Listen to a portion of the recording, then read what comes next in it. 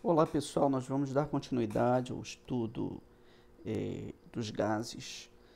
Nós estávamos vendo na última aula a distribuição de velocidade de Maxwell e apenas relembrando, né, essa distribuição ela rege como que eu posso, ou melhor, qual a probabilidade de obter uma dada velocidade aleatoriamente quando eu faço uma escolha dentro de um sistema fechado. Então eu tenho um gás numa caixa e cada elemento, cada molécula vai estar com uma dada velocidade dentro da caixa. Eu vou escolher aleatoriamente uma dada molécula e vou verificar a sua velocidade.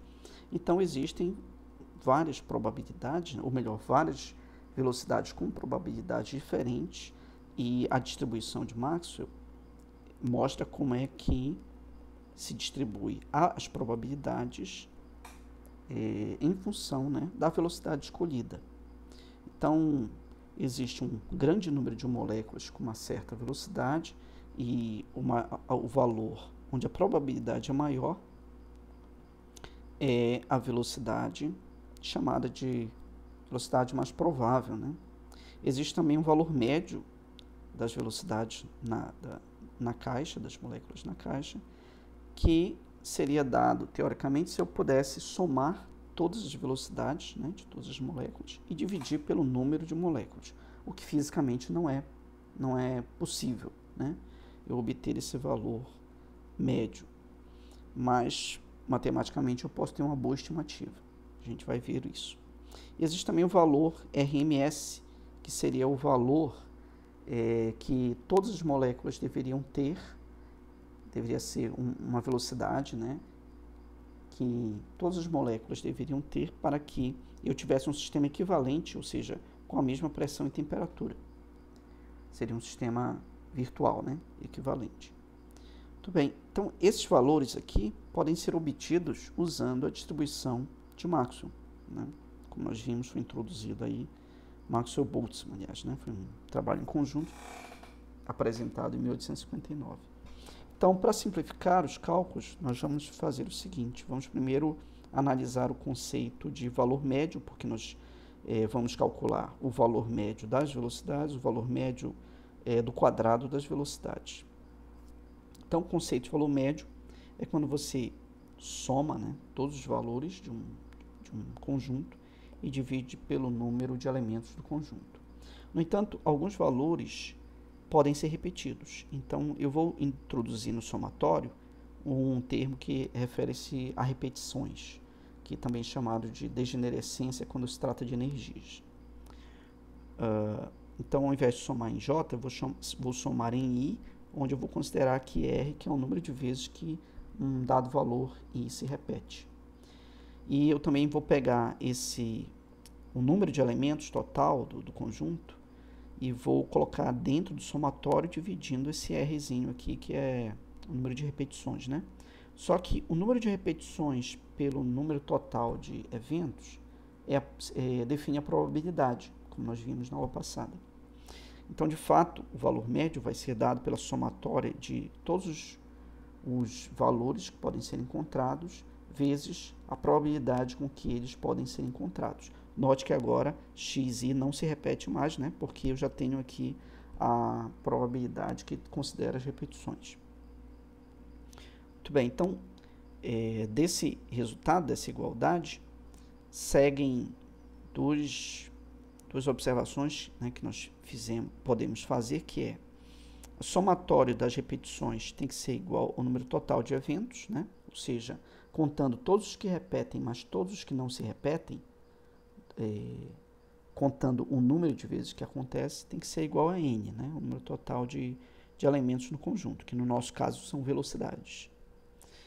Além disso, também a soma de todas as probabilidades tem que ser igual a 1, tá bom? Porque isso aqui esse somatório define a probabilidade de eu encontrar aleatoriamente qualquer velocidade. Então, aleatoriamente, se eu escolher uma velocidade, ela vai ter que estar dentro do conjunto de 0 a infinito, com probabilidade 1. Eu já comentei isso na aula passada. Muito bem. Então, com esse conceito de valor médio, que eu defini aqui, se você não entender, dá uma pausa, coloca o vídeo no modo lento e ouve de novo e tenta digerir, né, esse conceito. Então, com esse conceito de valor médio, nós podemos levar isso aqui para o limite infinitesimal e tratar esses valores aqui como sendo velocidades e essas probabilidades como sendo probabilidade de encontrar essas velocidades, e no limite contínuo, isso aqui vai ser uma integral, onde eu vou ter velocidades e a densidade de probabilidade de encontrar essas velocidades. E no lugar do somatório, eu vou estar, então, definindo aqui a integral. Muito bem. Uma observação, desculpa. Na verdade, a probabilidade, né, de encontrar uma dada velocidade vai ser dado pela densidade de probabilidade de V vezes dV. Ou seja, como nós vimos no vídeo anterior, se nós queremos saber o número de vezes que o evento se repete, ou no nosso caso, eu quero saber quantas moléculas existem no intervalo entre V mais dV. Então, eu pego a probabilidade e multiplico pelo número total, né, de moléculas dentro da caixa, e eu vou saber o número de moléculas com velocidade entre V mais dV. Né? Vai ser N vezes P de V delta V. Esse é um conceito importante para solucionar alguns problemas. Tá? Então, isso aqui é uma probabilidade, seria o PI. Certo? Então, agora, continuando no cálculo do valor médio de V, eu vou substituir aqui a probabilidade densidade de probabilidade por uma forma mais didática dela. Eu vou pegar aqui esse termo e vou chamar de alfa, que é o termo que multiplica o V ao quadrado. E eu vou pegar esse termo aqui, chamar de beta, que é o termo que multiplica o V quadrado na exponencial. Como eu falei, né, a densidade de probabilidade, ela é composta por um termo crescente, termo quadrático, que é crescente, né, e um termo decrescente exponencialmente. Por isso que ela tem essa forma aqui, né, esse aqui até esse valor eu tenho uma contribuição crescente, depois uma contribuição decrescente, tá? Contribuição crescente devido ao V quadrado e decrescente devido à exponencial negativa de V quadrado. Então, para facilitar as contas, eu não vou fazer, mas sugiro que você faça para se convencer, né, dos cálculos, substituindo aqui alfa, né, e beta, colocando dessa forma e fazendo o cálculo o cálculo do valor médio de V, né, substituindo a densidade de probabilidade por beta vezes V quadrado vezes E elevado a menos alfa V, integrando de 0 a infinito. Vou deixar como exercício, isso aqui é um cálculo que não temos tempo no momento de fazer, mas a gente pode deixar aí para comentar depois ou deixar como exercício. Mas se você desenvolver essa integral, você vai chegar a um valor médio da velocidade, né, que vai ser uma função da raiz da temperatura dividido pela massa molar. Então, você tem aí um resultado importante da equação de distribuição de Maxwell-Boltzmann, que relaciona um valor microscópico, né, a parâmetros que podem ser mensuráveis em laboratório. Então, isso é uma vantagem, tá bom? Muito bem. Para a gente agora comparar com o valor que nós já obtivemos antes, nós vamos calcular agora o valor médio do quadrado da velocidade, utilizando também a definição de valor médio, né? A mesma definição de valor médio nós vamos usar aqui, só que agora nós queremos o valor médio de V quadrado. Então, a gente vai substituir a densidade de probabilidade, novamente, por beta E elevado a menos alfa V quadrado, né? E V quadrado vezes o V quadrado da densidade de probabilidade vai dar V a quarta aqui, de modo que nós temos aqui uma integral de 0 a infinito, né? desse valor, que nós vamos novamente deixar como exercício para você, cujo resultado vai relacionar a média do quadrado com a temperatura pela massa molar, né, com constantes diferentes, naturalmente. E a partir do resultado da média do quadrado, você pode encontrar o VRMS, que se relaciona com a média do quadrado pela raiz. Então, tirando a raiz da média do quadrado, você vai ter o valor RMS. Novamente, o valor RMS seria o valor que todas as partículas deveriam ter, a velocidade que todas elas deveriam ter, para eu ter um sistema equivalente com a mesma temperatura e a mesma pressão, certo? Principalmente a mesma temperatura, né? Então, o valor RMS obtido é o mesmo valor que nós obtivemos anteriormente utilizando apenas os conceitos clássicos de força e momento, né?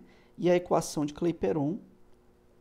Nós obtivemos na aula anterior, ou há 2 aulas atrás, né, o mesmo valor RMS, sem falar em distribuição de velocidade de Maxwell, tá? O que mostra aí, né, naturalmente, reproduz aí um conhecimento clássico e também mostra a solidez, né, da distribuição de velocidade de Maxwell comparado com as teorias já conhecidas.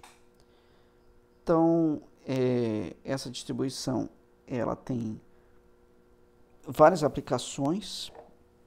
Por exemplo, vou comentar aqui algumas aplicações. Observa que quando você olha para uma distribuição qualquer, né, de uma molécula qualquer, você vai ver que existe uma pequena quantidade de moléculas que estão com altíssima velocidade. Essa pequena quantidade de moléculas, elas ficam, normalmente, se for uma piscina, elas, devido à convecção, ou seja, o movimento das moléculas na piscina, elas ficam na superfície da piscina. Porque devido aos movimentos de convecção, as moléculas quentes sobem para a superfície, né? E depois evaporam. Então, essa quantidade aqui de moléculas, elas vão evaporar devido à sua alta energia, e as outras moléculas se rearranjam, ou melhor, a distribuição de probabilidade se rearranja de modo a manter a forma, né? A forma de distribuição de Maxwell. Mas o fato é que sempre vai haver aqui uma pequena quantidade de moléculas com alta energia que vai estar evaporando, né? Uma consequência, é uma relação, um fenômeno relacionado aí com a distribuição de Maxwell.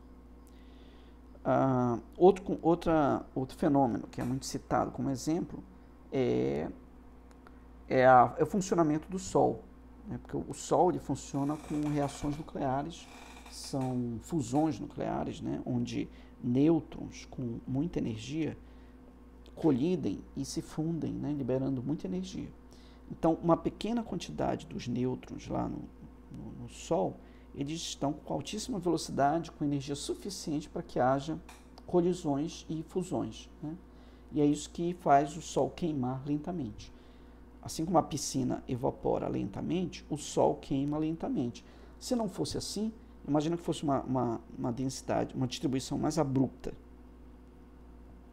Então você ia ter uma evaporação mais rápida da piscina, né? E o Sol ia queimar de maneira mais rápida também. Isso tudo iria impossibilitar, né, a vida ou a existência do universo como nós conhecemos. Então, essa distribuição com uma suave perda de partículas, ela é importante para a existência desses fenômenos, fenômeno solar e o fenômeno de evaporação, né, que nós observamos na Terra. Muito bem, outro conceito importante, ou melhor, um outro resultado que nós podemos obter é a velocidade mais provável, que do ponto de vista de aplicação não é uma coisa tão importante, mas nós podemos calcular essa velocidade mais provável fazendo a derivada. Você sabe que a derivada de uma função ela vai dar o valor máximo ou mínimo da função, certo? A derivada ela mede, né, é a tangente, né? Como que a tangente se comporta. Então, a tangente nesse ponto aqui, se você pegar um ponto antes e um depois e fazer a diferença, isso aqui vai dar zero. Então, a derivada no ponto superior é zero, de modo que você pode pegar a distribuição de Maxwell e derivar, igualar a zero, e depois isolar a velocidade para onde isso acontece, que a gente vai chamar de velocidade mais provável, né? Quando você faz isso, você encontra esse valor aqui, raiz de 2RT sobre M, né? Que é um valor importante do ponto de vista estatístico, porém, do ponto de vista físico, eu não consigo lembrar de uma aplicação, um exemplo imediato. E eu vou encerrar só mostrando o resultado de um exemplo dado aqui no livro, depois a gente resolve um exercício, onde é dada a massa molar do oxigênio e pergunta qual é a velocidade média a temperatura de 300 Kelvin. Então você usa lá a equação que nós obtivemos para a velocidade média, substitui os valores dados, né, temperatura e massa molar, e você vai obter aqui uma velocidade média de 445 metros por segundo a 300 Kelvin, né? Então você vê que é uma velocidade para a gente, para os nossos padrões, para os nossos referenciais, é uma velocidade alta. Mas é uma baixa temperatura aqui, né? Uma temperatura ambiente.